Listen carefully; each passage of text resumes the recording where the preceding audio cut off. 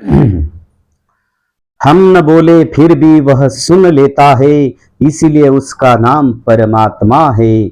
वह न बोले फिर भी हमें सुनाई दे, उसी का ही नाम श्रद्धा है।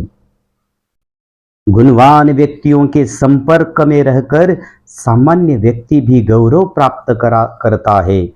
जैसे कि फूलों की माला में रहकर धागा भी ईश्वर के मस्तक पर स्थान प्राप्त करता है। स्वभाव अशी गोष्ट आहे जो नेहमीसाठी सर्वांचा प्रिय बनवतो। कितीही कोणापासून दूर व्हा, परंतु चांगल्या स्वभावामुळे कोणत्या ना कोणत्या क्षणी तुमची आठवण होतच असते। म्हणूनच स्वभाव सुद्धा माणसाने कमावलेलं सर्वात मोठं धन आहे।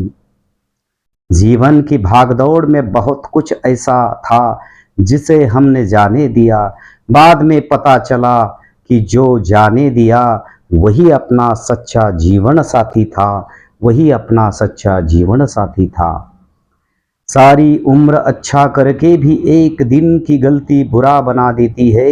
एक नफरत है जो लोग पल में समझ जाते हैं, और एक प्रेम है जिसको समझने में वर्षों गुजर जाता है। संपत्तीच्या चष्म्यातून नात्याला कधीच निरखून पाहू नका, कारण नात्याला घट्ट जोडून राहणारे बहुधा गरीबच असतात।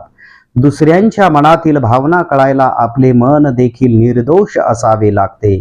आपल्याच मनात दोष असेल तर दुसऱ्याच्या मनातील चांगल्या भावना कशा बरे कळतील?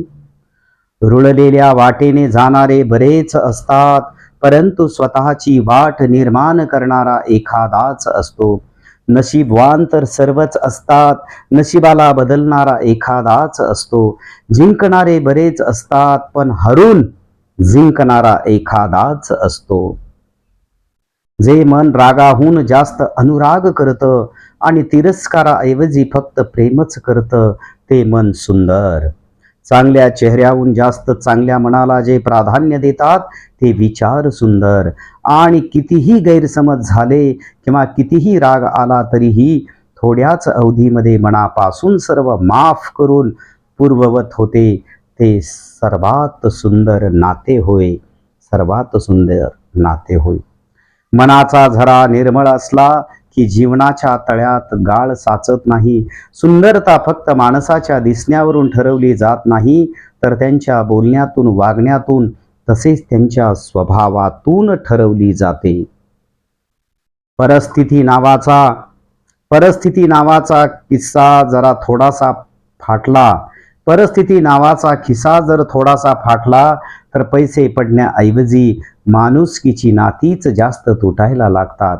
धन्यवाद। मी अमोल साहेबराव शिंदे घरणीकर, शारदा संस्कृत क्लासेस, लातूर।